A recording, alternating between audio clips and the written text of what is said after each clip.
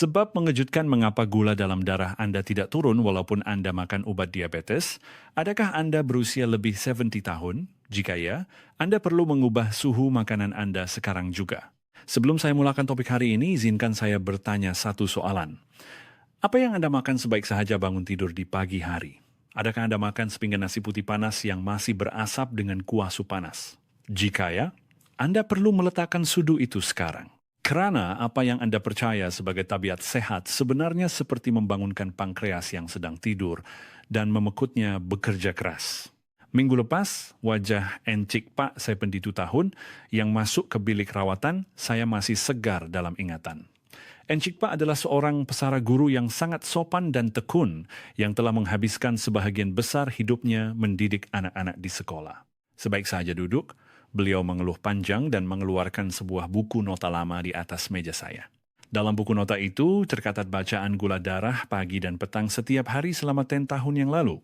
Dengan suara yang gemetar, Encik Pak bertanya kepada saya, Dr. Muhammad Rizal, saya rasa sangat tidak adil. Orang lain bersara dan pergi melancong serta hidup gembira, tapi saya terpaksa menahan diri walaupun untuk secawan kopi Trigoma dalam, one yang saya teringin. Saya makan obat seperti yang disuruh oleh hospital dan berjalan 10,000 langkah setiap hari, tapi kenapa HbA1c saya masih melebihi AIN? Nampaknya obat pun tidak berkesan lagi. Apa yang perlu saya buat sekarang? Mungkin di kalangan Anda yang sedang menonton video ini, ada yang merasa kecewa dan tidak adil seperti Encik Pak. Anda mungkin merasa sedih kerana walaupun Anda mengikut semua arahan, kenapa hanya Anda yang sakit begini? Saya telah meneliti jadwal pemakanan Encik Pak dengan teliti, dan saya telah menemui penjenayahnya. Penjenayah itu adalah masakan rumah yang panas, yang dipercayai oleh Encik Pak sebagai makanan paling sehat. Setiap pagi, Encik Pak makan nasi yang baru dimasak bersama sup. Walaupun ia makanan yang menyelerakan dan menenangkan hati, bagi salur darah pesakit diabetes, ia ibarat menuang minyak ke dalam api. Pada masa ini, terdapat kira-kira 6.3 juta pesakit diabetes di negara ini. Namun, fakta yang lebih mengejutkan adalah hanya 3 daripada 10 orang yang berjaya mengawal gula dalam darah mereka. Bagi 1 orang lagi, seperti Encik Pak, makan obat tetapi gula darah tidak terkawal dan hidup dalam kebimbangan. Anda semua tahu apa yang berlaku jika gula darah terus tinggi. Darah yang pekat akan menyumbat salur darah, menyebabkan jantung berhenti atau buta, dan akhirnya buah pinggang rosak sehingga terpaksa bergantung kepada mesin dialisis. Tetapi jangan risau. Hari ini saya datang untuk memberi harapan kepada Anda. Diabetes bukan penyakit yang tidak boleh diobati dan memerlukan obat seumur hidup. Hanya dengan mengubah cara makan sedikit, Anda boleh mengembalikan gula darah ke paras normal tanpa obat. Malah, selepas mengamalkan kaedah yang saya preskripsikan ini, HbA1c Encik Pak kembali ke julak normal dalam masa 3 bulan. Saya masih terbayang wajah beliau memegang tangan saya semasa keluar dari pintu hospital. Rahasianya sangat mudah. Saya bukan suruh Anda beli suplemen mahal. Saya juga bukan suruh Anda rebus herba yang susah dicari.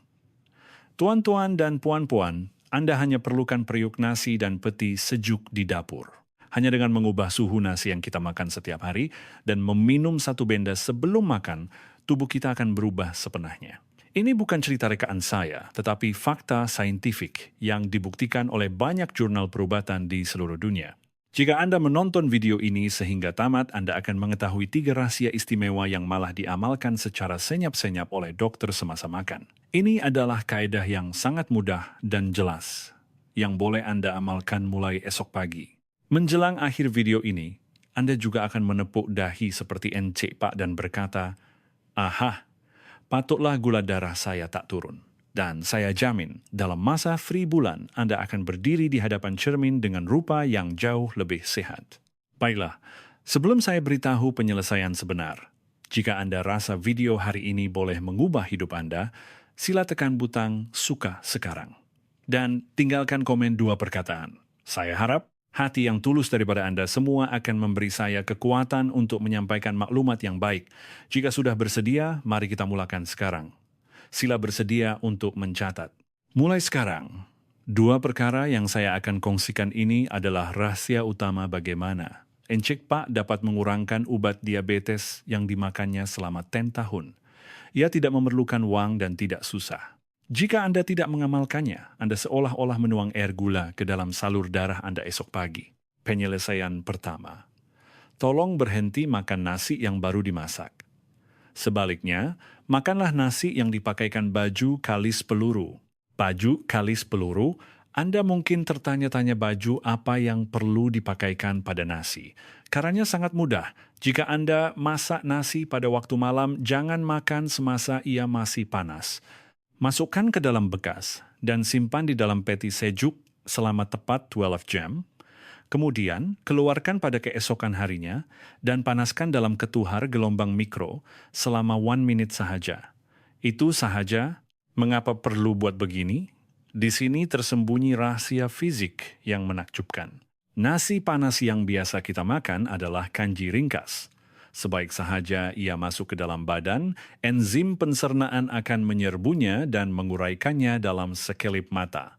Nasi bertukar menjadi gula sebaik sahaja, masuk ke dalam perut dan merebak ke dalam darah. Jadi gula darah akan melonjak seperti roket. Tetapi jika nasi disimpan di dalam peti sejuk pada suhu antara 1 hingga 4 derajat Celcius dan kemudian dikeluarkan, struktur butiran nasi akan berubah menjadi lebih padat. Dalam istilah perubatan, ini dipanggil kanji rintangan, resistant starch. Secara mudahnya, butiran nasi itu memakai baju kalis peluru yang kuat.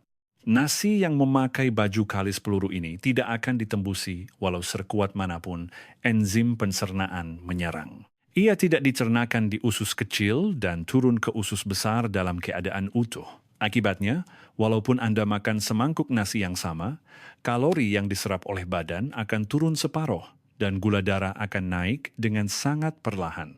Malah, menurut hasil kajian yang diterbitkan oleh penyelidik Sri Lanka pada tahun 2015, apabila nasi disimpan di dalam peti sejuk selama 12 jam dan kemudian dipanaskan semula, kanji rintangan meningkat sehingga 10 kali ganda berbanding biasa. Namun, ada 2 perkara yang perlu diberi perhatian.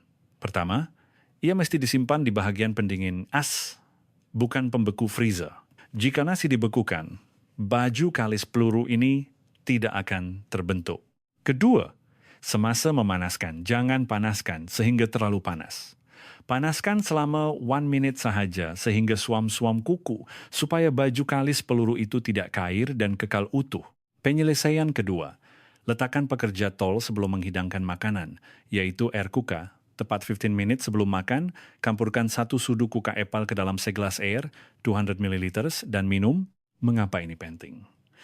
Tuan-tuan dan puan-puan, apa yang berlaku jika kereta masuk ke lebuh raya serentak? Jalan akan sesak teruk. Salur darah kita pun sama. Jika makanan masuk serentak, kesesakan lalu lintas gula darah akan berlaku. Tetapi asid asetik yang terkandung dalam cuka bertindak sebagai pekerja tol yang tegas di pintu masuk perut kita. Jika Anda minum kuka sebelum makan, asid asetik ini akan menahan makanan di dalam perut dan mengawal kelajuan ia turun ke usus kecil. Baiklah, jangan lalu serentak. Sila lalu seorang demi seorang dengan perlahan. Begitulah ia mengawal lalu lintas. Kerana makanan turun perlahan-lahan, gula juga diserap perlahan-lahan dan sudah tentu tiada ruang untuk lonjakan gula darah berlaku. Menurut kajian yang diterbitkan oleh Persatuan Diabetes Amerika, kumpulan yang minum cuka sebelum makan mempunyai paras gula darah, selepas makan yang 3% lebih rendah berbanding kumpulan yang tidak meminumnya. 31% adalah kesan yang sangat besar, setanding dengan memakan sebiji ubat. Encik Pak pada mulanya risau jika perutnya akan pedih, tetapi setelah meminumnya dengan mencampurkan air yang sekukupnya seperti yang saya ajarkan, beliau berkata perutnya selesa dan penghadaman menjadi lebih baik. Namun, ada juga perkara yang perlu diberi perhatian di sini. Jangan sesekali minum pati cuka begitu sahaja. Esofagus Anda akan terbakar. Pastikan campur dengan segelas air dan selok-eloknya gunakan straw untuk diminum kerana asid boleh merosakkan gigi. Mari kita rumuskan. 2 cara termudah untuk melindungi badan Anda. Pertama, biarkan nasi bermalam di dalam peti sejuk untuk memakaikannya baju kalis peluru. Kemudian panaskan sehingga suam untuk dimakan. Kedua, minum segelas air kuka pekerja tol itu 15 menit sebelum makan untuk memperlahankan kelajuan gula darah. Jika Anda mematuhi 2 perkara ini, pankreas Anda akan menari kegembiraan sambil berkata, "Aduhai Tuan, barulah saya rasa hidup sikit." Tetapi tuan-tuan dan puan-puan, nasi itu penting. Tetapi bagaimana pula dengan lauk pauk Anda? Adakah Anda menyuap sesudu penuh nasi dan meletakkan lauk masin di atasnya? Maafkan saya, tetapi tabiat itu sedang mengeraskan salur darah Anda. Dalam bahagian seterusnya, saya akan bercerita tentang revolusi urutan pemakanan, apa dan dalam urutan mana Anda perlu makan untuk hidup tanpa menjadi gemuk dan tanpa risau tentang gula darah seumur hidup. Jika maklumat ini bermanfaat, sila kongsikan video ini dengan keluarga atau rakan-rakan tersayang. Jika Anda hantar melalui WhatsApp sekali sahaja, Anda sedang menjaga kesehatan mereka juga. Kegembiraan akan berganda jika kita sehat bersama. Baiklah, adakah Anda sudah bersedia dengan dua perkara yang saya sebutkan tadi, nasi sejuk dan air cuka? Jika ya, sekarang masanya untuk merangkas strategi sebenar. Walaupun dengan bahan yang sama, gula darah Anda akan berbeza bagai langit, dengan bumi bergantung kepada bagaimana Anda menyusun dan memasukkannya. Inilah bahagian yang paling mengejutkan. Encik Pak, Dr. Muhammad Rizal, saya tak kurangkan jumlah makan sangat pun, cuma tukar urutan J, boleh jadi beza macam Nike? Ya, ia berbeza. Dan perbezaannya sangat drastik. Jika Anda tambah 3 strategi yang akan saya kongsikan ini, salur darah Anda akan menjadi kubu yang tidak dapat ditembusi. Penyelesaian ketiga, tukar pelakon utama di meja sarapan pagi. Turunkan nasi sebagai pelakon pembantu dan naikkan protein sebagai pelakon utama. Encik Pa, asalnya makan semangkuk nasi dengan sup dan kimchi untuk sarapan. Ia adalah hidangan yang mengandungi lebih 70% karbohidrat. Saya terbalikan keadaan ini sepenuhnya. Encik Pak mulai hari ini makan setengah mangkuk nasi sahaja. Sebaliknya, rebus 2 biji telur dan celur setengah ketul tahu untuk dimakan. Mengapa perlu buat begini? Karbohidrat ibarat api jerami, cepat marak dan cepat padam. Ia menaikkan gula darah dengan mendadak dan membuatkan Anda cepat lapar semula. Sebaliknya, protein ibarat bara, arang yang tahan lama. Ia menaikkan gula darah dengan sangat perlahan dan mengekalkan rasa kenyang lebih lama.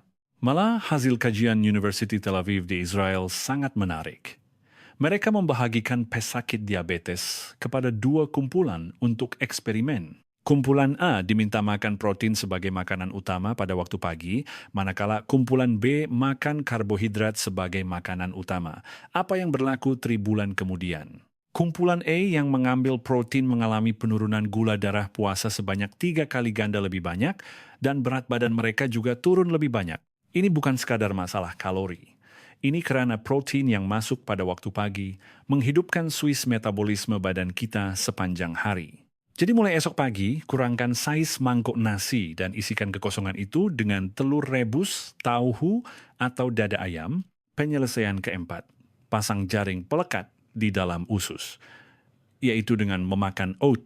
Oat adalah salah satu daripada 10 makanan super dunia yang dipilih oleh majalah Time Amerika Syarikat dan bijirin yang diiktiraf secara rasmi oleh FDA Amerika Syarikat untuk kesan pencegahan penyakit jantung. Tetapi, Anda tidak boleh makan sebarangan oat.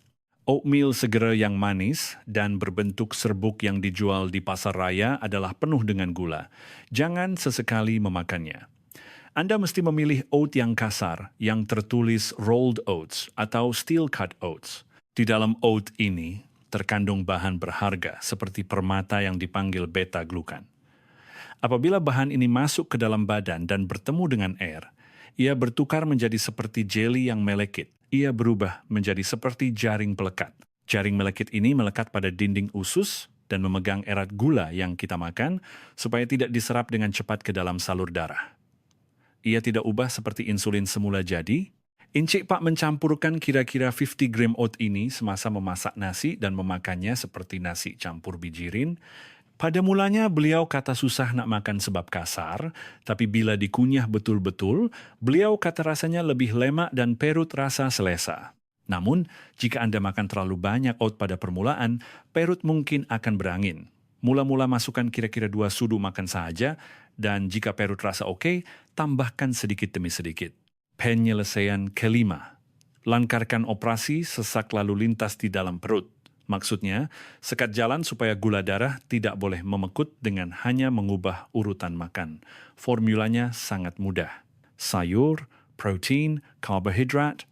Makan sayur dahulu, kemudian protein, dan akhir sekali karbohidrat. Jadikan urutan ini sebagai peraturan besi.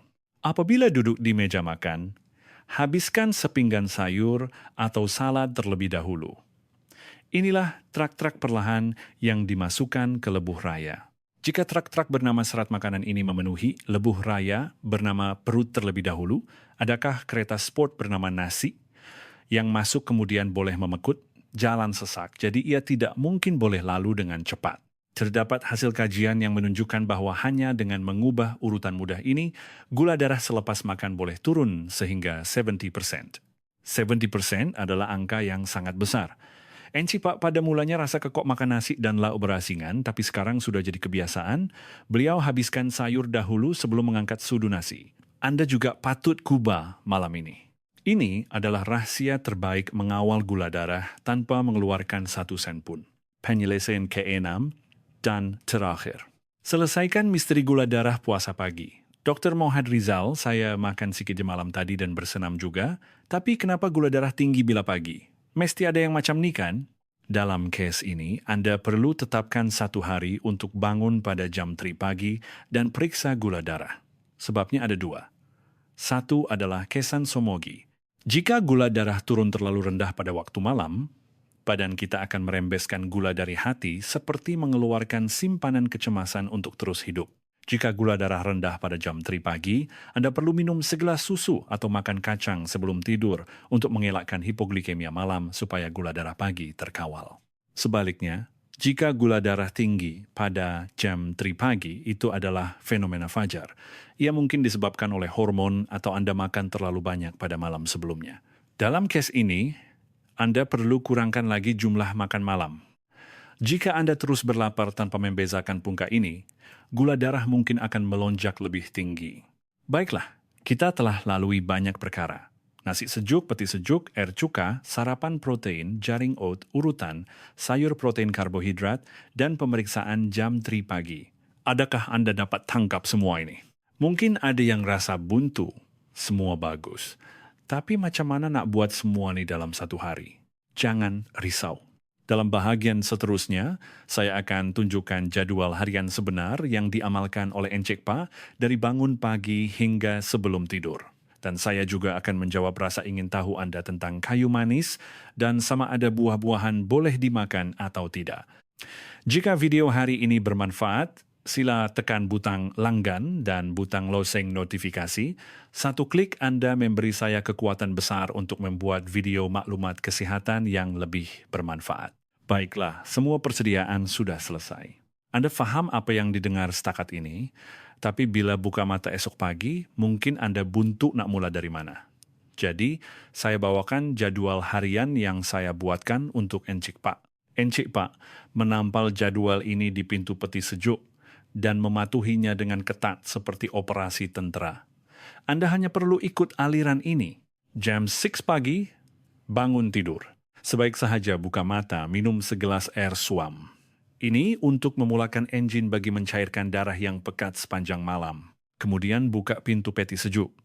Keluarkan nasi sejuk yang disimpan malam tadi dan panaskan dalam ketuhar gelombang mikro selama 1 menit sahaja. Poin pentingnya adalah panaskan sehingga suam-suam kuku jangan terlalu panas. Jam 7 pagi. Persiapan makan. 15 menit sebelum makan sebenar. Ini adalah waktu emas. Campurkan 1 sudu kuka epal ke dalam segelas air 200 ml dan minum menggunakan straw. Ini adalah meletakkan pekerja tol. Dalam masa 15 menit ini, Anda boleh ke tandas atau melakukan regangan ringan. Jam 7.15 pagi, mula makan. Di atas meja tersedia lauk sayur, 2 biji telur rebus, setengah ketul tauhu, dan setengah mangkuk nasi sejuk bercampur oat. Jangan angkat sudu lagi. Ambil sayur dengan penyepit dahulu. Kunyah perlahan-lahan dan telan, kemudian makan telur dan tauhu. Apabila perut terasa agak penuh, barulah makan nasi sebagai penutup. Masa makan mesti melebihi 20 menit. Ini karena otak memerlukan 20 menit untuk menghantar isyarat kenyang. Makan tengah hari dan malam juga sama.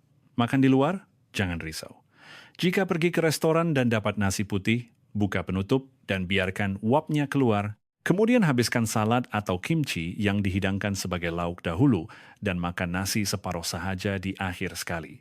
Membawa botol kecil berisi cuka dan mencampurkannya dengan air juga cara yang sangat baik. Encik Pak minum air cuka secara sembunyi-sembunyi walaupun ada perjumpaan dengan kawan-kawan kerana takut dikatakan cerewet. Jam 9, malam sebelum tidur. Jika Anda jenis yang mengalami hipoglikemia pada waktu subuh dan gula darah pagi tinggi seperti yang saya sebutkan tadi, minumlah setengah gelas susu atau makan 2 biji walnut sebelum tidur. Jika tidak, tidur dalam keadaan perut kosong adalah yang terbaik. Baiklah, berhenti sebentar di sini. Saya akan jelaskan 2 soalan yang paling kerap ditanya oleh pesakit di bilik rawatan saya. Soalan pertama. Dr. Mohad Rizal, orang kata kayu manis bagus untuk gula darah, boleh tak saya rebus air kayu manis dan minum? Ya, ia membantu.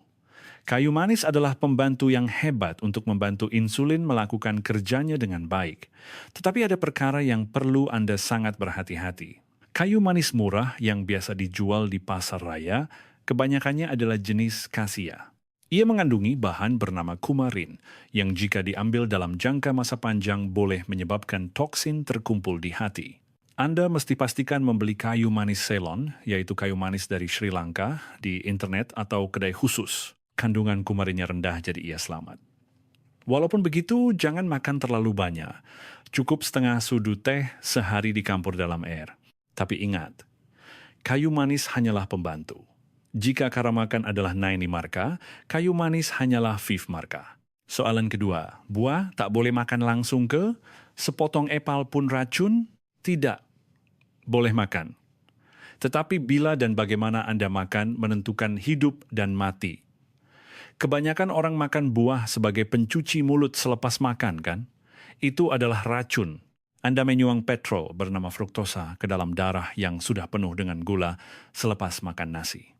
Jika teringin makan buah, makanlah sebagai pembuka selera 30 menit sebelum makan.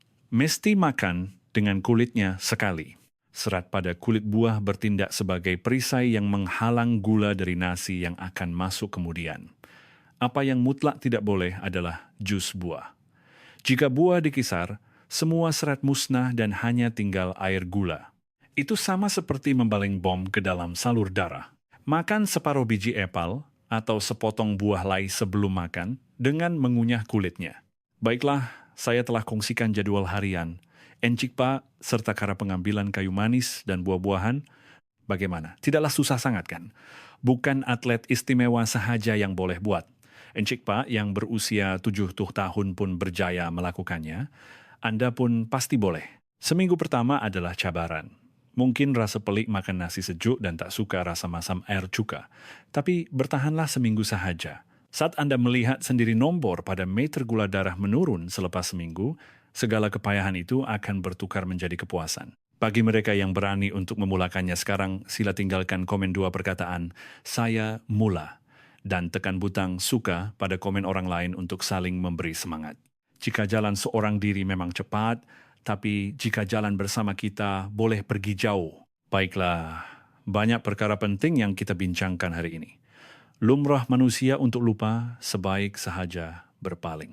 Jadi saya akan rumuskan 3 perkara ini sekali lagi dengan jelas supaya Anda simpan kemas dalam ingatan. Pertama, pakaikan baju kalis peluru pada nasi dan bina pondok tol di perut. Jangan makan nasi yang baru dimasak malam ini. Asingkan 1 mangkuk, simpan dalam peti sejuk selama 12 jam, dan panaskan 1 menit sahaja esok pagi. Dan jadikan tabiat minum segelas air dengan 1 sudu kuka 15 menit sebelum duduk makan. Tindakan kecil ini adalah perisai terkuat untuk menghalang lonjakan gula darah. Kedua, tukar pelakon utama di meja makan dan gunakan strategi kesesakan lalu lintas. Pada waktu pagi, kurangkan nasi separuh dan ganti tempatnya dengan telur, tauhu, dan oat. Semasa makan, pastikan makan sayur dahulu, kemudian protein. Makan nasi paling akhir. Serat dan protein akan memegang gula darah supaya tidak melonjak. Ketiga, dengar suara badan Anda dan katat. Jika gula darah puasa pagi tinggi, jangan terus berlapar, kubah set jam pada pukul 3 pagi. Anda perlu karipungkanya sama ada badan Anda sedang melawan hipoglikemia sepanjang malam atau ia terbeban kerana makan malam terlalu banyak, barulah boleh diselesaikan. Dan seperti Encik Pa, catat perubahan setiap hari dalam buku nota. Bila nampak depan mata, Anda akan amalkan, dan bila amalkan, pasti akan berubah. Saya percayakan Anda. Anda adalah insan hebat yang telah mengabdikan hidup demi keluarga. Sekarang, kurahkanlah usaha itu kepada tubuh Anda sendiri. Anda cukup layak untuk menjadi sehat. Sebab saya memuat naik video bebelan seperti ini setiap hari hanya satu. Kerana saya mahu Anda duduk lama-lama ketawa bersama keluarga tersayang di meja makan, bukannya terbaring di katil hospital. Saya harap video hari ini menjadi harapan untuk hari esok Anda yang sehat. Jika ia membantu, sila tekan butang langgan dan butang lonceng notifikasi. Satu klik Anda memberi saya kekuatan besar untuk membuat video yang lebih bermanfaat. Jika ada sebarang pertanyaan, sila tinggalkan di ruangan komen. Saya akan semak dan jawab sebaik mungkin. Sekian, saya Dr. Mohad Rizal dari Kesihatan Warga Emas, doktor pribadi keluarga Anda